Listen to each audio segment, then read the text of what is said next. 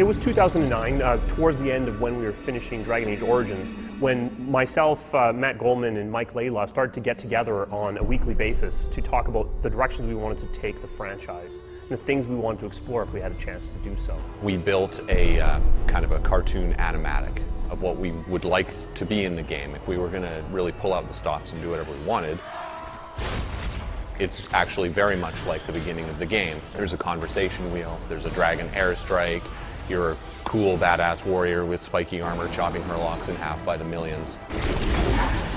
It was exciting. It was like, wow, man, can we actually pull that off? Can we feel like the party works together to demolish foes rather than having their disparate abilities? So brainstorming with the core leads on Dragon Age is pretty exhilarating. I really love to lead him astray with crazy ideas. Every time we would talk, I'd start talking about how every piece of our art would involve Ulrich von Hawk, the lycanthrope character of our game, howling and like tasting his own blood. Anyways, it kind of got out of control after a while, so I had to drop it. But it was pretty fun while it lasted.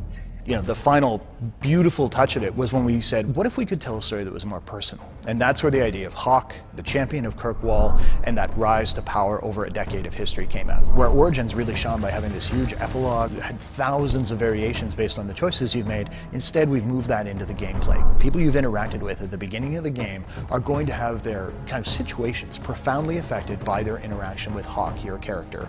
If getting the relic gets Castillon off your back, then I'll help you retrieve it.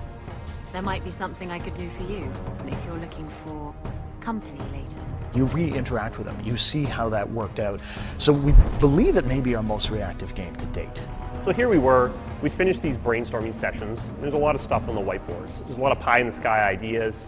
And then Dragon Age Origins came out, and it beat all of our expectations. Perfect scores, the VGA awards. We also had a bunch of meta reviews, comments coming in about Origins, and what really resonated for me was this resounding theme that Origins was an amazing story-based classical RPG, but that there were elements of it that seemed to be dragging. If you're telling a dark fantasy, you don't want combat to feel like you're playing a chess game with a friend. So that seemed to be the reviews. No one was really panning the game to me. It let you have this cool tactical experience, and obviously the story was intense, well loved. But the question for me was, is there any way that we could just take the RPG concepts, the very core tenets of it, and move it forward into a newer feel, something that would work as well on the consoles as it did on PC? We've really stuck to our vision.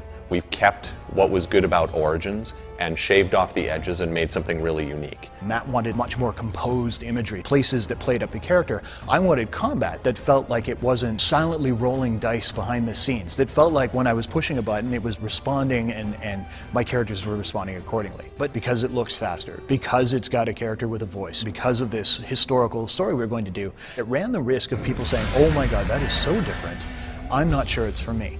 And we knew that would be a potential problem. But at the same time, we also knew that the game we were designing was not one that would actually alienate them.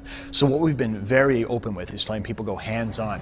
And the big thing we saw is that people, even people who loved Origins, people who came wearing armor from Origins, were playing the game and going, oh wow, I see what you did here. It's almost hard to communicate how much this game still feels like Origins, despite feeling completely different.